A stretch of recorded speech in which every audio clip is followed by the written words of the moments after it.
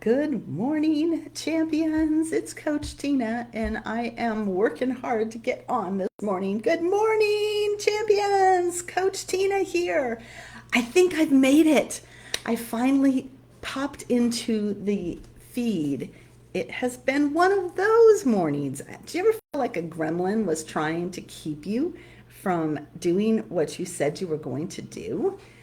I do. And that little gremlin could be named Facebook in my world.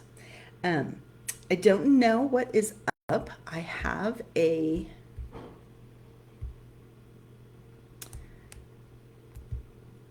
looking on my phone to see, so I can post this to the live, and I'm not seeing it, but it says we're live in the community, even though I guess it doesn't want to show me that we're live in the community.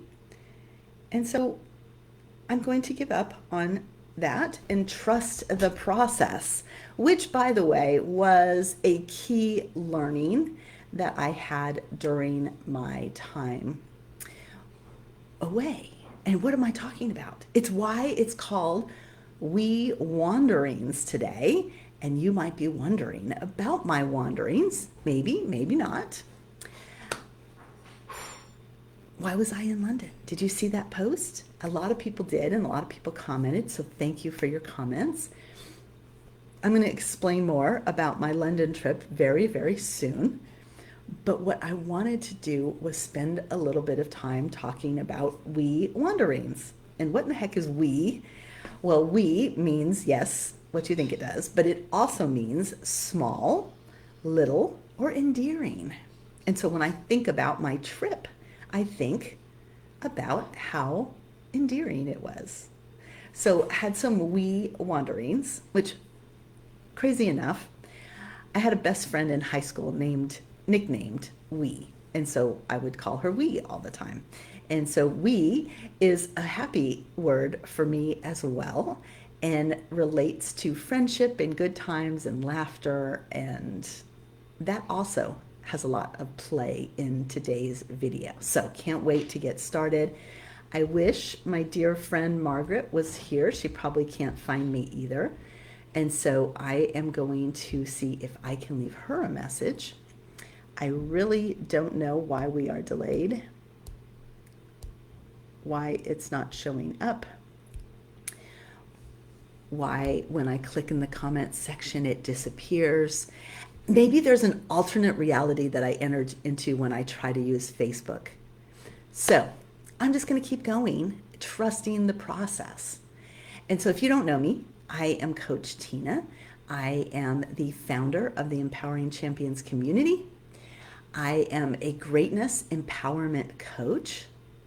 And I'm going to accept the title of globe traveler today because I have been putting in the miles. If you haven't been watching, you may not have realized the amount of travel I have done, and it's been over a year now. So I'm excited that my life is shifting in this direction, and there will also be more on that very, very soon. But let's stay in London with the first thing I wanted to share with you was about options. Okay, so a couple weeks ago, I got a call from the gentleman I've been working with on this new venture. And he said, hey, can you be in London in 2 weeks? Before the end of the month, I'd like to get our new team together and have everybody talk about what we're going to do moving forward. So, of course, I'm super excited. I mean, I've never been to London. How fun was that going to be? And yet, the end of the month, I was already committed to do a Tony Robbins event called RPM. Not very many people got selected. I wanted to be a part of it. I had gone last year as a participant, and now I wanted to serve others because I know that after doing my 90 days on the mastery of RPM, I knew that I had experience with it. I wanted to see what was going to be new. Super excited. So, as a result, I had two options, right? I could say no because initially I was like, I can't miss the RPM. Or I could say yes, and then I was like, how would that work? Tony always says that if you only have two options, you have a dilemma, and that you need to brainstorm other options. So my other option was, what if I did both? And what was crazy about that was as soon as I looked at the calendar and said, okay, here's the days I can't, but that still leaves these 2 days. And it didn't leave the end of the event because Martine, one of the gentlemen on our team, was going on holiday on Friday. And so it had to be before then. So I looked at the calendar and I was like, well, what if we did Sunday, Monday? Then I would be in London for RPM and I could find a hotel. And so that began my exploration of hotels in London, which can be extremely pricey. At which point I asked ChatGPT, are there any outer line cities that would make sense to go to? And it recommended two. One of them was Crowden. And when I looked at the rates, it was close to an American hotel. And so then I worried about Wi-Fi, right? Like if I was going to be on a Tony event, I had to have some serious Wi-Fi. And I found an American chain, Hampton Inn, believe it or not, and it was near a train station, which was very important. And so I booked sight unseen, not knowing what I was getting into, traveled to London, had 2 amazing days in this mansion with our friends on the new business venture. We all stayed there and it was beautiful, you guys. I looked up the address and it was a £4 million house. It had at least 5 bedrooms, beautiful furnishings, very unusually decorated. I mean, there was an elephant in the foyer. Now, apparently it was temporary, but you know those big sculptures you see in cities where everybody can paint them in different things. So it was an elephant from one of those, apparently in London. That's what they use, are elephants. And so there was that, there was artwork, marble staircase, like old movie kind, marble staircases, one on each side, and they had this lighting and chandeliers, big fireplaces, beautiful large kitchen that opened out into this big back area that was gardens, and a big fish pond. And it was so cool the way the fish pond was. It was in the center of the yard, and they had a glass panel. So when the fish would swim by, you could see them. You didn't have to go and look over the top. You could see the fish in the pond. I thought that was very well done. And then there was tennis courts in the back. I mean, guys, it was gorgeous. I had an upstairs room, big clawfoot tub, and then out my balcony, you could see the peak of the pool. So there was an indoor pool. And so I was right above that. And then in the morning, I didn't realize that at night I only could see the peak and see the gardens off to the side. In the mornings, apparently there was another bedroom beside me, and on the other side of the peak was a garden with grass growing on top of the roof. So the bedroom that was next to me had open patio out onto this beautiful deck with like flower pots arranged, so like you could sit out there and just have a beautiful garden spot. It was beautiful. So really enjoyed our time there. Got to go to my first English pub, which was just a short walk over. We walked down, at one point the team went for a walk, and we went to a like a back alley, but it was called Bridle Way, and one of the locals was telling us that this is where they ride their horses back there, like old days. The horses would be attached to the back of the mansions, and then you'd be able to go in. So beautiful, beautiful, beautiful.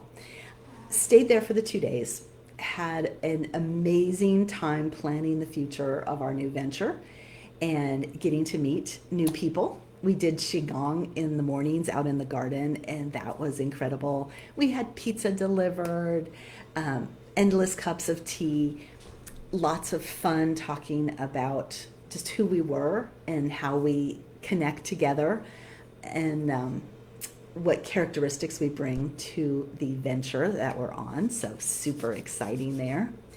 And then I started phase 2 of the adventure, which was going to my hotel, and checking out Croydon. And I took a Uber there. It wasn't very far away from where I was, maybe 30 minutes. I asked the Uber driver, is this a bad area of town? Is that why it's inexpensive? And he said, it's not that bad. Just don't walk around at night. So kind of filed that away. Okay, why am I going to be out at night anyway? The thing about the RPM is I had to be in Tony time, right? So I was on Eastern time at this event. And if you know Tony's events, we start fairly early. So most mornings we started before 8 a.m. Eastern. And then we went until 10, 11 o'clock on the Eastern time zone, which one morning, it was 4:30 when I went to sleep.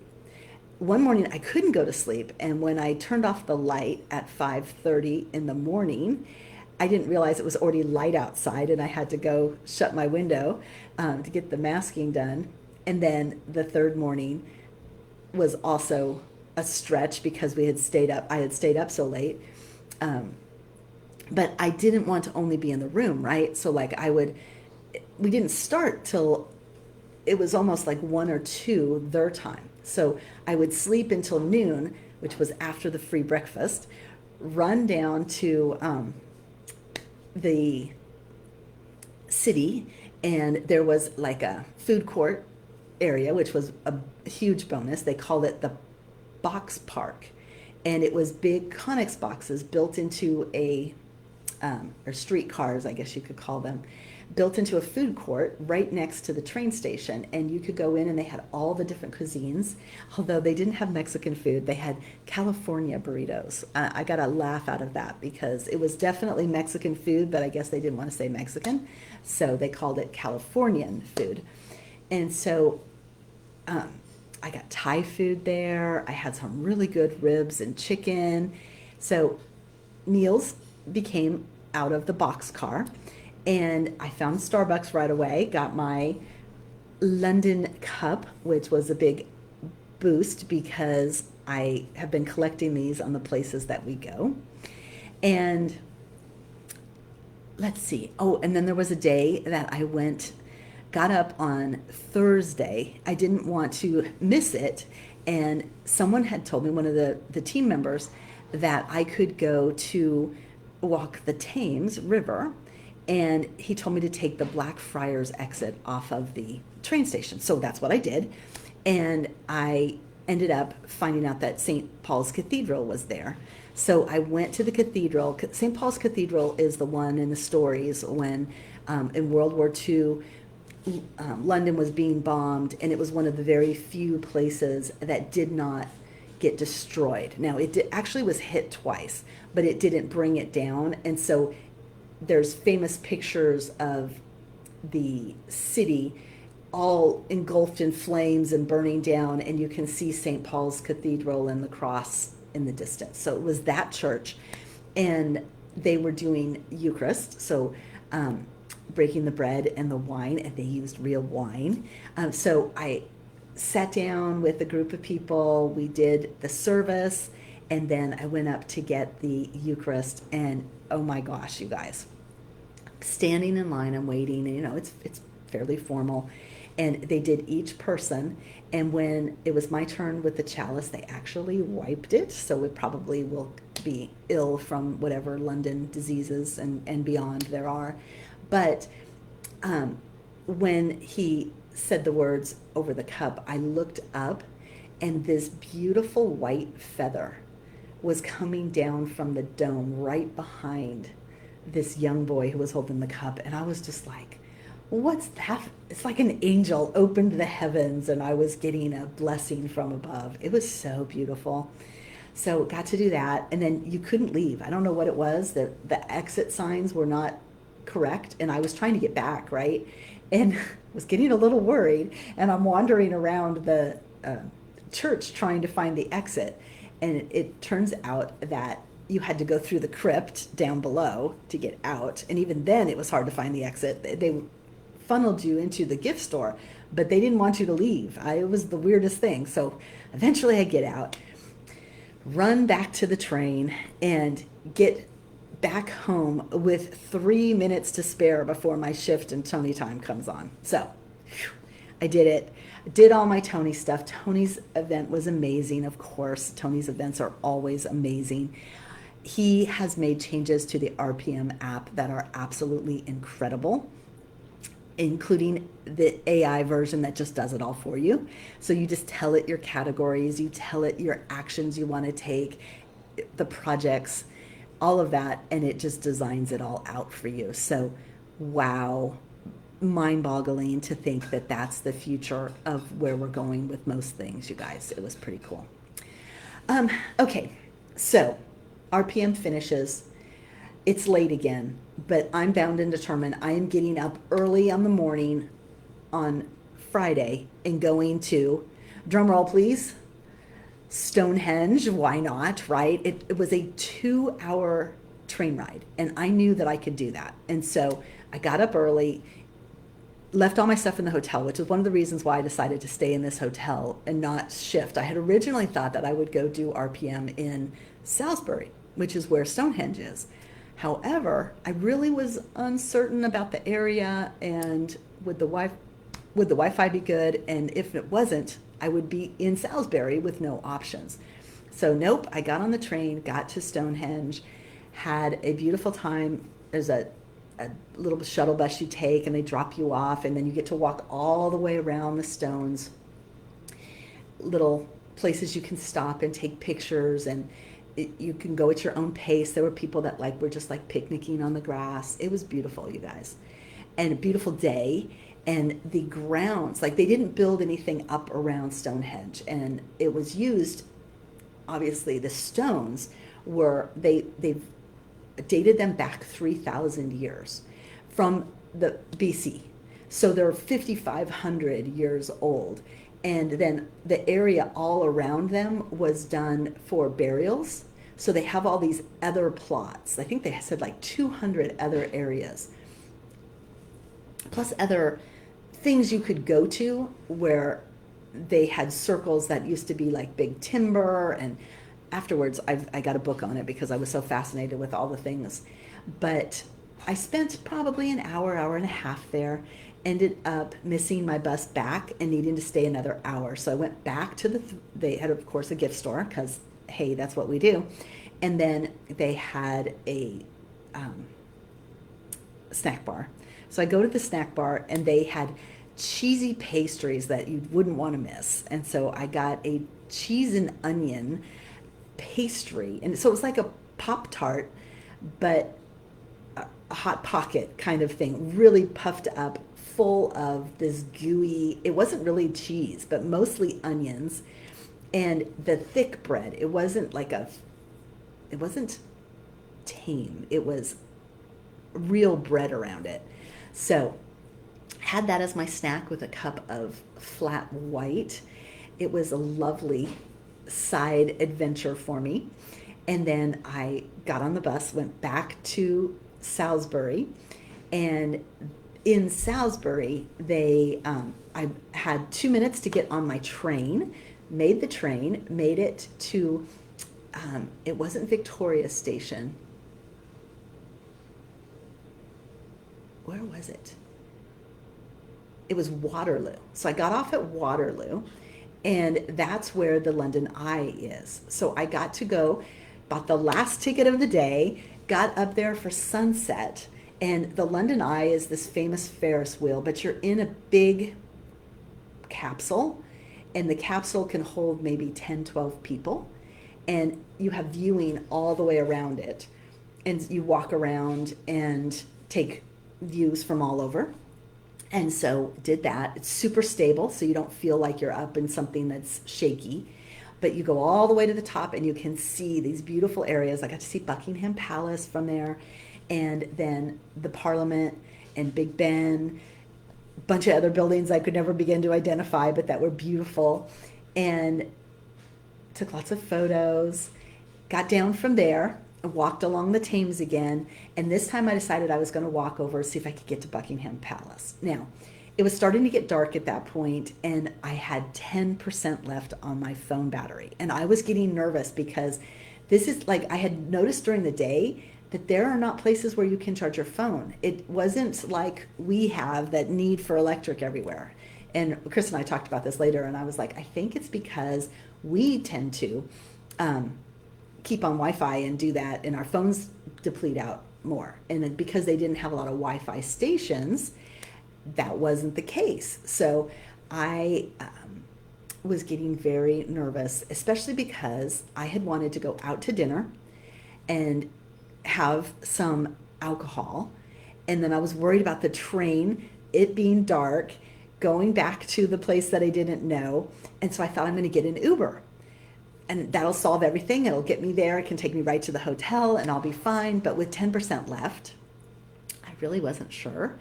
And dun dun dun, if I didn't have my phone, I wouldn't be able to pay for the Uber. So I didn't know how to navigate that. So I'm walking along. There's a bunch of shops, Big Ben's over here. The chimes are going off because it's 9 o'clock. It was beautiful. And it's now officially dark.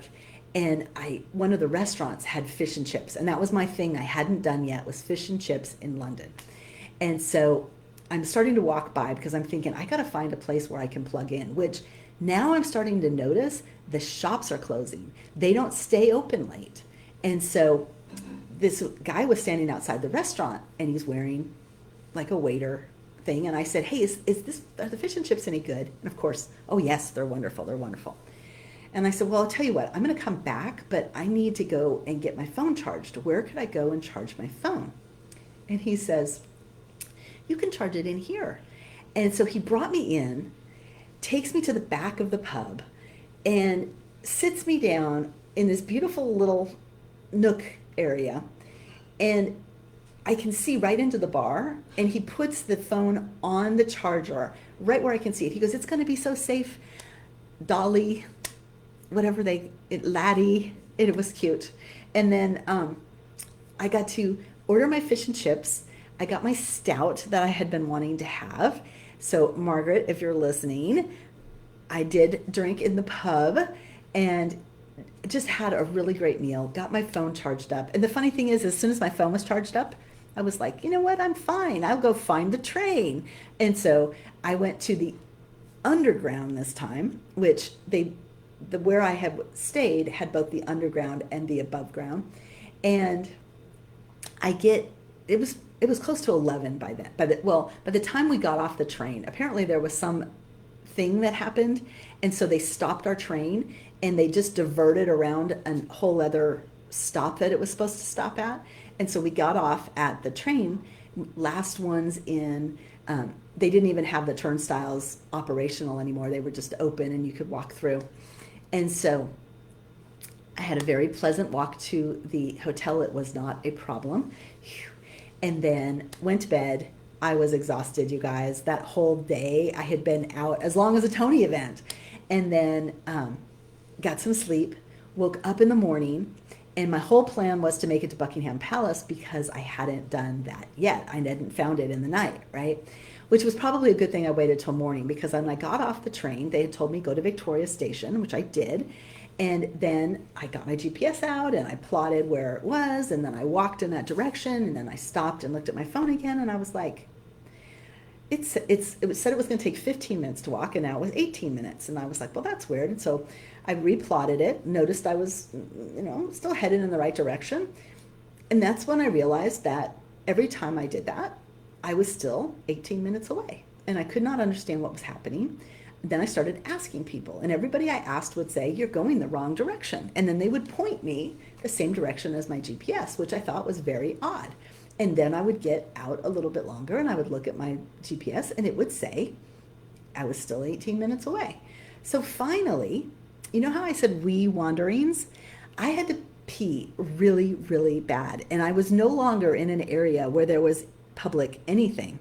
And I was starting to get a little nervous. I'm like, great, I'm going to get to Buckingham Palace and pee my pants, which was not exactly the presentation I wanted or the memory I wanted from Buckingham Palace.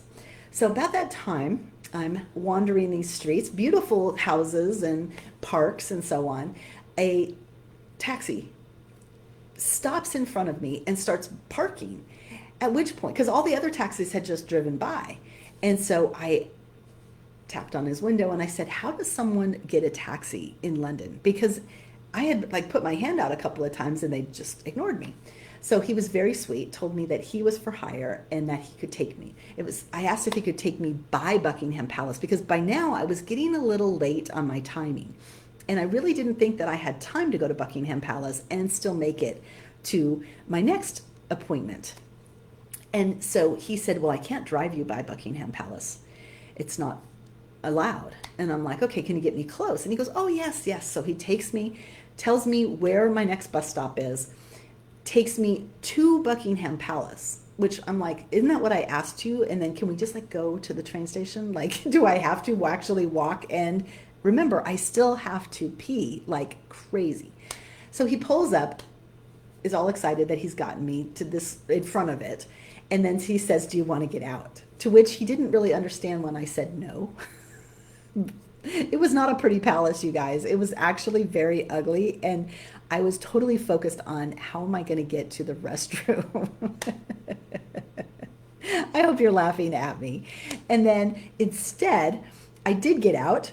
I walked over. I took a couple of pictures. I have them. They were not great pictures. There were thousands of people. It was like being in Disneyland where just everybody's gathered everywhere. And he told me I could go up to where there was a statue and that I would have a better view of Buckingham Palace. However, I didn't even want to go up the stairs because my urgency was that strong. So I took a couple of shots from where I was and then turned around and started walking back to where he had told me the bus station was.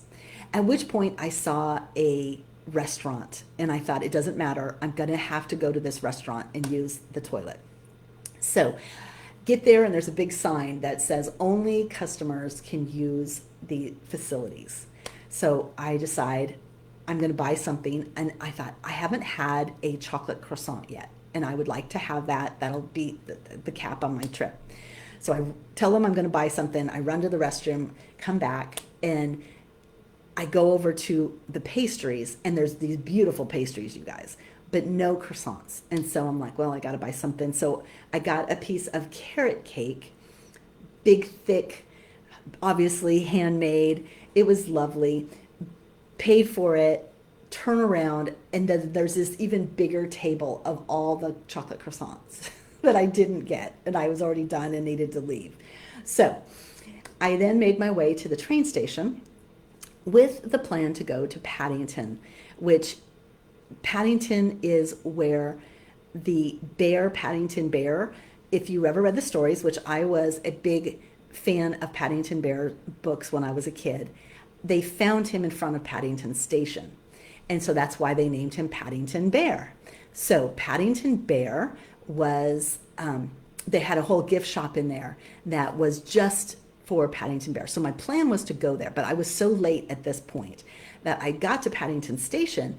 The plan was, believe it or not, you guys, that we have friends from Chris's hometown of Iowa that happened to be in London at Paddington Station. We had worked this out the night before, that they were going to have lunch just about the time I needed to be there before getting on the train to go to Heathrow, London. And the really cool thing was the Paddington Station is the only place that has the express train into London Heathrow that only took 15 minutes. So I knew my timing. We were there about 11. All I needed to do was go to the restaurant that they had selected. I get out my GPS. I see it's just a short walk up the road. I walk all the way there to where I look at it again and I'm like, it says there's supposed to be a McDonald's on the corner and I don't see a McDonald's. So my GPS was not helping me on this trip. And I was carrying my bags, tired, my feet. I had walked about 10,000 steps at that point for the day and it was 11 o'clock. Remember that part. And so then I realized that I should have turned the other direction and I had to walk all the way back. Found the restaurant. They had already ordered. We had some beautiful Mediterranean food. I got to see their boys.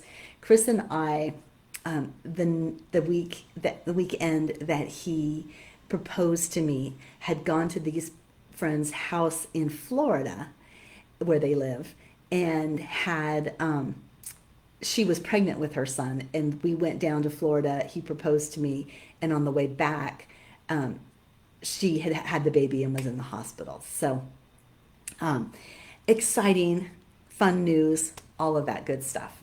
So my trip ended so beautifully. I made it to the airport with like 10 minutes to spare at the gate. That's how everything was, just like clockwork.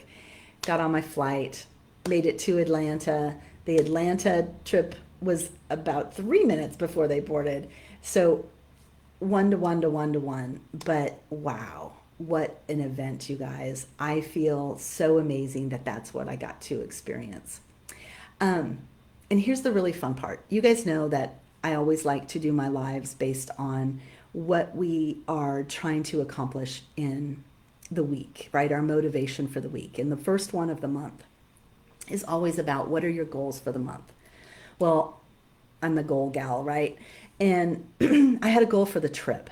And the goal for the trip was, how could I bring friendship, like make a friend on this trip? And how cool was it that I made friends in the team on the first 2 days? I made friends on my Team Tony teams that were amazing. I have accountability buddies and so on for days in my RPM world. And then I got to see friends at the event on the last day. Like, I really thought that was cool. I made a goal, and I got to check that off. So it made me really think about travel. And I'm wondering what travel means to you. So I know you've listened to my long story, but travel to me is about an opportunity to expand who you are. Whenever I go on a trip, I become somebody better than I was when I started, right? I learn things. I have exposure to things that I never saw in that way. And there's choices. There's so much that can happen. And while everything is an opportunity for growth, I think that travel somehow is exponentially expansive in that area. So if you agree with me, put travel into the comments and just let me know your thoughts about travel. What do you think travel is and what it does, right? This month, we're talking about friendship. And, travel with friends, wow, that's a true adventure. Making friends while you travel is also such a blessing. But we're going to focus on friendship this month. And the theme of the month is actually going to be worth. And we're going to do the 2 things this month that are going to make it really fun. One is the book club. We are going to be reading the book Worthy by Jamie Kern-Lima. It is instrumental in my greatness show on worth. It was a key part, and I want to keep that. One day I'm going to be asking Jamie Kern-Lima to come to my event, and I'm excited that that's an option. And then we also have a masterclass, and the masterclass is wild and wacky welcomes, okay? And it's going to be about friendships in the online space, like a guide to online friendships. And that is going to start Wednesday, Thursday, and Friday. And we'll have a workshop on Saturday. If you are interested in the masterclass, put that in the comments. And if you would like information on the Saturday workshop, when we actually take action on the stuff that we learned in the masterclass, that is going to be Saturday, and put workshop in there too, and I'll drop you a line about that. And with that said, I'm 10 minutes longer than I normally am on these. I love you. I hope that you've been watching, because I have no idea if this actually got recorded or not, but I'm trusting the process, and I'm asking you to trust the process as well. Write your goals for the month of August. Write your goals for this week. Live your life like you want it to be, and see how that story changes things for you. All right? Appreciate you. Have a really great week.